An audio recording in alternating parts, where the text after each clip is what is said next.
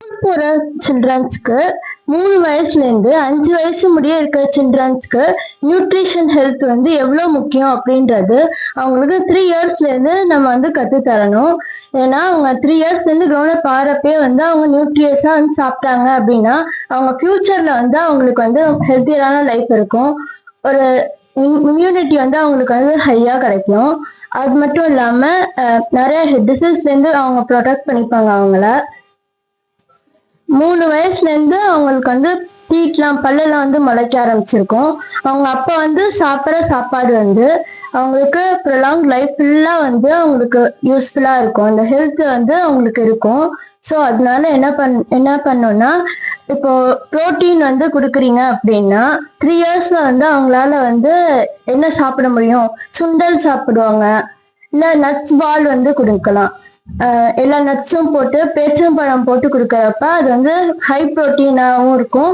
பேச்சம்பழத்துல வந்து அயன் சத்து இருக்கும். ஸோ அந்த அயன் சத்தும் வந்து சேரும். அப்புறம் அவங்களுக்கு வந்து இதுவும் சேரும், ப்ரோட்டீனும் சேரும். சுண்டல் நீங்க கொடுக்குறப்ப பாயில் பண்ணி அவங்களுக்கு கொடுக்குறப்ப 3 இயர்ஸ்ல இருந்தே கொடுக்கலாம் அவங்களுக்கு. ஏன்னா ஸ்கூல் போக ஆரம்பிச்சிருவாங்க.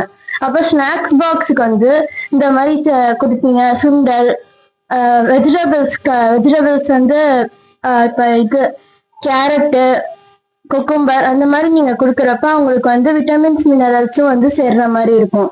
காய்கறி வந்து இந்த ரா வெஜிடபிள்ஸா நீங்க கொடுக்குறப்ப அவங்களுக்கு வந்து இந்த கடிக்கிற தன்மை, பல்லு ஸ்ட்ரென்த்தும் ஆகும். அப்புறம் வந்து அந்த நட்ஸ் பால் வந்து நீங்க லாலிபாப் மாதிரி அவங்களுக்கு கொடுக்குறப்ப அவங்க டக்குன்னு பாக்குறப்ப அவங்களுக்கு வந்து லாலிபாப் மாதிரி இருக்கும். டூத் பீக்ல வந்து பாலா பண்ணிட்டு அந்த நட்ஸ் பாலை வந்து நீங்க டூத் பீக்ல சொருகி நீங்க ஸ்நாக்ஸ் டப்பால கொடுக்குறப்ப அவங்களுக்கு வந்து ஒரு பார்த்தோன்னே ஒரு அட்ராக்ஷன் கிடைக்கும். அது வந்து அவங்க வேண்டாம் அப்படின்னு ஒதுக்காம அவங்க சாப்பிட்டுருவாங்க. சுண்டல் அதெல்லாம் கூட சாப்பிடலைன்னா கூட அவங்க வந்து அந்த பால் அட்ராக்ஷன் பார்த்த உடனே அந்த லாலிபாப் மாதிரி இருக்கு அப்படின்னா அவங்க உடனே சாப்பிட்டுருவாங்க. ஸோ அது அந்த மாதிரி கொடுத்தீங்கன்னா அவங்களுக்கு வந்து ப்ரோட்டீன் ரிச்சா இருக்கும். அண்ட் ஆல்சோ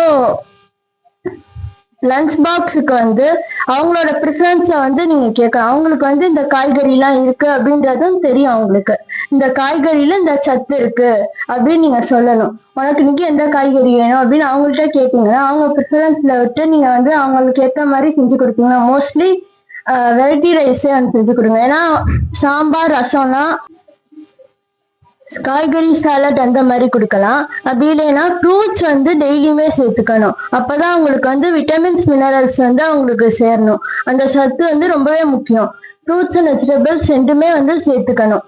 டெய்லி வந்து நீங்க ஃப்ரூட்ஸ் ஒரு நாளைக்கு ஒரு 3 ஃப்ரூட்ஸ் ஆச்சும் அவங்க வந்து சாப்பிடணும். வாழைப்பழமோ இல்ல ஆப்பிளோ இல்ல மாதுளம் பழமோ அவங்க வந்து சாப்பிட்டாங்கன்னா அவங்களுக்கு வந்து விட்டமின்ஸ் மினரல்ஸ் வந்து கிடைச்சிடும். அதுக்கப்புறம் வந்து இது ஃப்ரூட்ஸ் அண்ட் வெஜிடபிள்ஸ்ல வந்து ஃபைபர், விட்டமின்ஸ் அதெல்லாமும் இருக்கு. ஸோ அதுவும் வந்து அவங்களுக்கு வந்து சேரணும். ஒரு நாளைக்கு வந்து நீங்க அந்த vitamins, minerals, fruits and vegetables அது எல்லாமே வந்து சேரணும். அவங்களுக்கு ஃபைபர் ரிச்சா கொடுக்குறப்ப அவங்களுக்கு வந்து கான்ஸ்டிபேஷன்ஸ் வந்து இருக்காது. அவங்களுக்கு வந்து பாத்ரூம் போறப்ப சிக்கல் எதுவும் இருக்காது. அதுக்கப்புறம் லஞ்ச் பாக்ஸுக்கு நான் சொன்ன மாதிரி நீங்க வெரைட்டி ரைஸ் அந்த மாதிரி பண்ணிக்கலாம்.